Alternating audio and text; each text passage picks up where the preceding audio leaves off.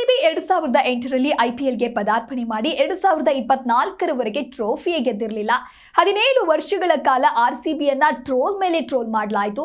ಆದ್ರೂ ಅಭಿಮಾನಿಗಳು ಮಾತ್ರ ಈ ಸಲ ಕಪ್ ನಮ್ದೇ ಅಂತ ಫ್ರಾಂಚೈಸಿಯನ್ನ ಬಿಟ್ಟುಕೊಡದೆ ಬೆಂಬಲಿಸಿಕೊಂಡು ಬಂದಿದ್ರು. 2024ರಲ್ಲಿ ಮಂಧಾನ ನೇತೃತ್ವದಲ್ಲಿ ಮಹಿಳಾ ತಂಡ ಆರ್ಸಿಬಿಗೆ ಮೊದಲ ಟ್ರೋಫಿಯ ಕನಸನ್ನ ನನಸು ಮಾಡ್ತಾರೆ. ಈ ಸಲ ಕಪ್ ನಮ್ದೇ ಎನ್ನುತ್ತಿದ್ದ ಅಭಿಮಾನಿಗಳ ಬಾಯಲ್ಲಿ ಈ ಸಲ ಕಪ್ ನಮ್ದು ಎಂದು ಹೇಳುವಂತೆ ಮಹಿಳಾ ತಂಡ ಮಾಡಿತು. ಮಹಿಳಾ ತಂಡ ಚಾಂಪಿಯನ್ ಆಗಿದ್ದು ಆರ್ಸಿಬಿ ಅದೃಷ್ಟವೇ ಬದಲಾಗಿ ಹೋಯಿತು.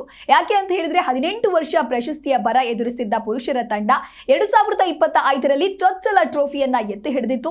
ಟೂರ್ನಿ ಪೂರ್ತಿ ಪ್ರಾಬಲ್ಯ ಸಾಧಿಸಿ ಕಳೆದ ವರ್ಷ ಫೈನಲ್ನಲ್ಲಿ ಪಂಜಾಬ್ ಕಿಂಗ್ಸ್ ಮಣಿಸಿ ಚಾಂಪಿಯನ್ ಆಗಿತ್ತು. ಇದೀಗ ಆರ್ಸಿಬಿ ಮಹಿಳಾ ತಂಡ ಮತ್ತೆ 2026ರಲ್ಲಿ ಟ್ರೋಫಿಯನ್ನ ತನ್ನದಾಗಿಸಿಕೊಂಡಿದೆ. ಅಂದ್ರೆ ಒಟ್ಟಾರೆ ಐಪಿಎಲ್ ಹಾಗೂ WPL ಎರಡೂ ಸೇರಿ ಆರ್ಸಿಬಿ ಸತತ 3 ಪ್ರಶಸ್ತಿಗಳನ್ನ ಗೆದ್ದುಕೊಂಡಿತು. 2024ರಲ್ಲಿ WPL ಗೆದ್ರೆ 2025ರಲ್ಲಿ IPL, ಇದೀಗ 2026ರಲ್ಲಿ WPL ಗೆದ್ದು ಹ್ಯಾಟ್ರಿಕ್ ಸಾಧಿಸಿದೆ.